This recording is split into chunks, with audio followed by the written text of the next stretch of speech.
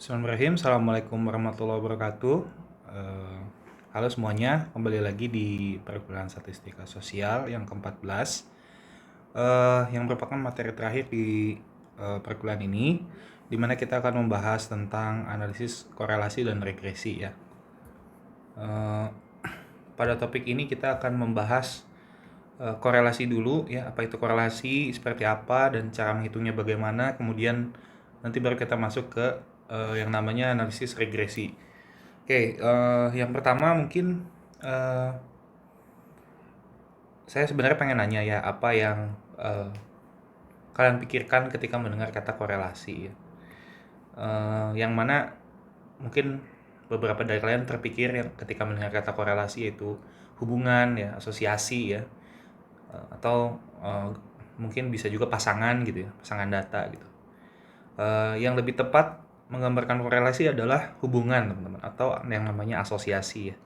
Jadi korelasi itu erat banget kaitannya dengan hubungan atau asosiasi, sebagaimana kita ketahui bahwa dalam kehidupan sehari-hari ya, banyak yang namanya hampir semua kejadian itu terjadi saling berhubungan gitu ya. Contohnya misalkan antara intensitas curah hujan dengan banjir ya. Jadi mungkin lebih kekaitannya kalau ada hujan biasanya banjir, seperti itu. Semakin tinggi intensitas biasanya juga banjir ya. Hubungannya seperti itu kurang lebih. Kemudian kualitas bibit ya. Yang kedua ini kualitas bibit dengan nanti hasil kualitas panen yang didapatkan, seperti itu. Dan juga antara misalkan tinggi badan dengan berat badan ya. Tapi ini hubungan antara tinggi badan dan berat badan ini tidak bisa dikatakan relevan ya, karena orang yang tinggi pun bisa jadi kurus gitu. Jadi bentuknya tuh kurang linear gitu kalau untuk tinggi badan versus berat badan ya. Intinya dari kasus-kasus ini itu mengetahui hubungan antar kejadian itu penting teman-teman, karena jika kita mengetahui ada hubungan antara dua kejadian atau dua variabel atau dua peubah, kita bisa melakukan analisis lebih lanjut ke depannya ya. Mana yang jadi pengaruh dan mana yang mempengaruhi, kurang lebih seperti itu. Nah, korelasi ini sebenarnya hanya bicara tentang kekuatan dan arah hubungan ya. Kekuatan dan arah hubungan linear antara dua peubah kuantitatif ya, kuantitatif variabel ya. Hubungan linear di sini perlu digarisbawahi, linear association ya. Jadi korelasi ini hanya mengukur keeratan hubungan linear teman-teman ya. Jadi kalau nggak linear itu tidak bisa digambarkan atau tidak relevan untuk digambarkan dengan korelasi ya. Jadi korelasi ya, atau R nih, lambangnya R kecil, ini adalah cara yang efisien untuk meringkas ya asosiasi atau hubungan yang ditunjukkan oleh banyaknya data-data ya yang digambarkan oleh titik ya, biasanya di scatter plot dengan sebuah angka saja. Jadi nanti kita dari scatter plot itu kalau terbentuk hubungan linear itu nanti kita bisa ukur ya koefisien korelasi ya, seperti itu. Jadi setelah mempelajari korelasi, teman-teman nanti baru akan masuk ke yang namanya regresi, di mana korelasi ini hanya mengukur keeratan hubungan linear ya. Sekali lagi saya ulang ya, mengukur keeratan hubungan linear antara dua ya kuantitatif variabel atau lebih ya. Karena di sini kita dasar dulu, jadi kita membahas hanya mungkin dua kuantitatif saja dulu. Kemudian nanti baru kita masuk ke regresi, di mana regresi itu memanfaatkan hubungan tersebut sehingga salah satu peubah atau variabel dapat diduga dari yang lainnya, seperti itu. Nah, nanti kita akan membahas regresi ini setelah korelasi ya. Ya, selanjutnya, nah ini saya mau mengenalkan kalian dulu dengan namanya scatter plot teman-teman. Ini sebuah scatter plot atau diagram titik ya. Ini jadi bintang-bintang ini namanya kalau digambarkan ini sebenarnya titik sih sebenarnya. Cuman bisa diganti saja itu jadi bintang atau misalkan segitiga gitu ya. Nah, intinya ini adalah sebuah scatter plot namanya, yang menunjukkan hubungan antara dua peubah ya. Ini ada variabel yang pertama nih, ada variabel yang kedua di situ. Ini sumbu X, ini sumbu Y, teman-teman. Oke. Nah, di sini adalah bisa dilihat plot ini ya, titik-titik data ini ya. Jadi kalau misalkan X-nya bernilai 1, ini bernilai berapa di sini, 2 di sini bernilai berapa, dan seterusnya. Itu membentuk pola linear, teman-teman. Titik-titik ini mengumpul terus mengumpul hingga kita bisa mengambil sebuah garis ya. Di sini jadi terbentuk sebuah linear trend ya. Nah, garisnya lurus seperti ini. Jadi semakin tinggi nilai X, nilai Y juga semakin tinggi ya. X semakin tinggi, Y juga semakin tinggi. Ini dinamakan atau ini dicontohkan, ini merupakan salah satu contoh yang namanya korelasi positif, teman-teman. Korelasi positif ya. Nanti kita bahas macam-macam korelasi setelah ini ya. Sebelum kita bahas macam-macam korelasi, kita harus tahu dulu jenis-jenis hubungan ya, atau association between two variables itu ada beberapa macam ya. Jadi kalau ditarik benang merahnya kurang lebih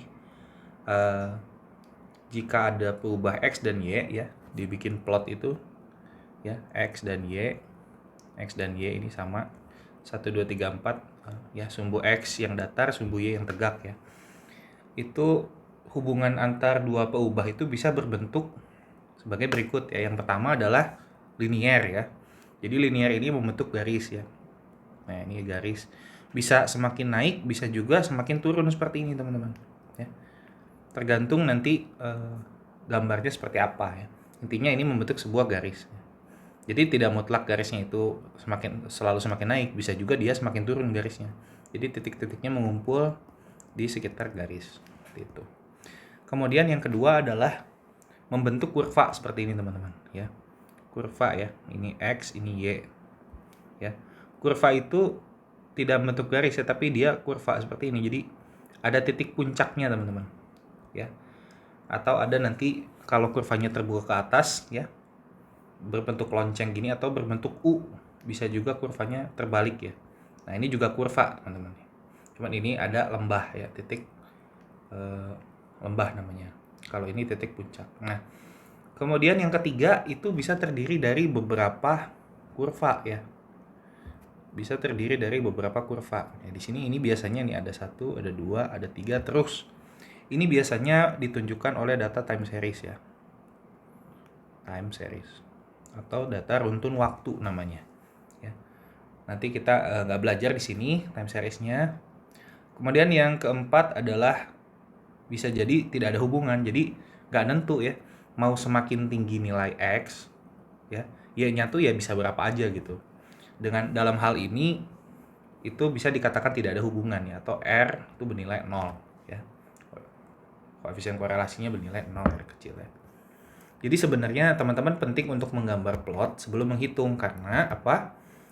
Karena korelasi hanya tepat untuk linear association ya. Jadi hanya tepat untuk yang nomor 1 saja.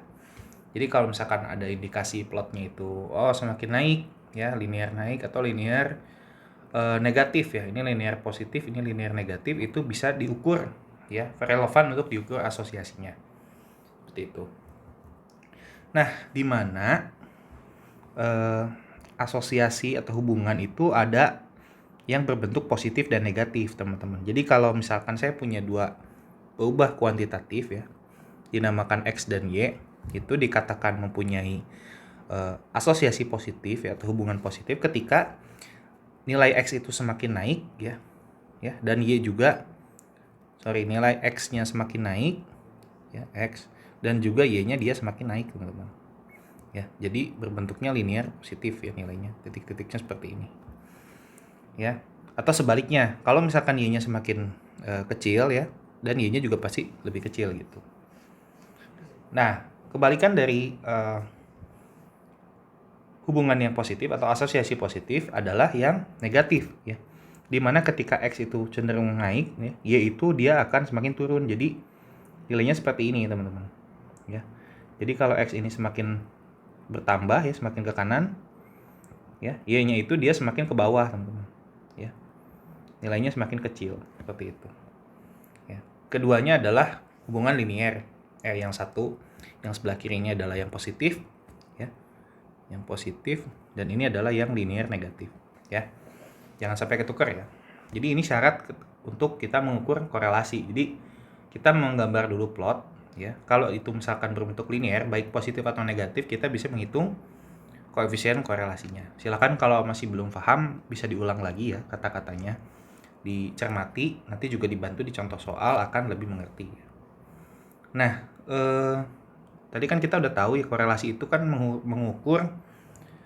mengukur apa? Keeratan linier ya. Keeratan yang linier ya.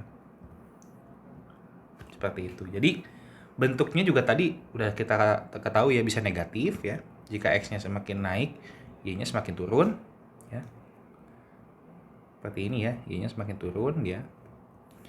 Kemudian bisa juga positif ya, ketika X-nya naik ya, semakin tinggi, maka Y-nya 2 dia semakin tinggi, teman-teman. Ya. Atau juga bisa bernilai 0 ya. Ketika apa? Ketika tadi tidak ada hubungan. Jadi tidak X itu tidak ada hubungan dengan Y. Jadi mau X berapapun, Y juga bisa berapapun. Begitupun sebaliknya ya. Seperti itu. Nah, selanjutnya gimana sih dari scatter plot itu kita bisa menduga ya ada hubungan linear positif atau negatif. Kemudian nilai dari korelasinya atau nilai hubungannya itu bagaimana menghitungnya. Nah, rumusnya seperti ini ya. R X Y adalah korelasi dari X dan Y. Ini teman-teman nanti bisa coba hitung manual, tapi sebenarnya kita langsung nanti pakai bantuan Excel aja sih. Di sini saya mau menekankan di yang namanya koefisien korelasinya, teman-teman. Nah, koefisien korelasi ini, jadi korelasi itu selalu bernilai dari negatif 1 sampai dengan 1. Ya, tidak lebih dan tidak kurang. Maksudnya tidak di bawah negatif 1 dan tidak di atas 1 ya. Jadi selalu nilainya antara negatif 1 sampai dengan 1 ya. Di mana 1 ini adalah kondisi korelasi yang sangat kuat ya. Satu positif 1 ini ketika korelasinya naik ya, sempurna ya. Naik sempurna. Kemudian jika negatif 1 ya, tanda positif dan negatif ini, kalau negatif berarti ke bawah seperti ini, teman-teman. Ya. Scatter plotnya berbentuknya seperti itu ya. Nah, kalau 0 ya weak ya, kayak tadi yang kayak di sini. Nah, ini adalah R-nya 0, teman-teman, seperti itu. Jadi korelasi itu lebih dekat ke 0, dia hubungannya semakin kecil ya, atau tidak ada ya. Dekat ke 0. Kalau dekat ke 1 itu berarti dia semakin kuat ya, baik itu kuat negatif atau positif. Seperti itu. Nah, jadi pada prakteknya sebelum teman-teman menghitung R itu korelasi atau koefisien korelasi itu, teman-teman harus selalu menggambar scatter plot terlebih dahulu. Karena apa? Karena nilai korelasi ini hanya relevan untuk hubungan yang linier ya. Saya ulang, teman-teman harus selalu menggambar scatter plot dulu. Karena apa? Korelasi ini hanya relevan untuk hubungan yang linier. Kalau misalkan hubungannya tidak linier, berbentuk kurva seperti ini ya, ini tidak bisa dihitung korelasinya, atau korelasinya jika dihitung itu tidak menunjukkan keeratan. Contoh, misalkan ada X-nya ini adalah usia orang ya, dan Y ini adalah usia, Y-nya adalah biaya pengobatan. Biaya pengobatan. Nah, biaya pengobatan itu ketika kita usia 0 ya, bayi ya, itu kan tinggi ya, karena kita mungkin baru dilahirkan dulu ya, kemudian masih butuh obat dan lain-lain, pendamping ASI dan lain-lain. Nah, jadi biaya pengobatan itu semakin umur kita bertambah ya, akan semakin berkurang, teman-teman ya. Jadi nanti teman-teman udah semakin besar itu, lihat aja bayi semakin besar, jadi susunya nggak yang formula, yang biasa aja udah bisa gitu kan. Terus mungkin berobat sakit pun ya nggak kayak dulu harus di imunisasi atau apa ya dan lain-lain. Semakin menurun sampai nanti pada usia tertentu ada titik baliknya ya, dimana mungkin usia dari gaya hidup itu kesehatannya sudah berpengaruh ya. Jadi mungkin semakin tua nanti semakin naik lagi biayanya, ya biaya check up lah, biaya obat berjalan dan lain-lain ya.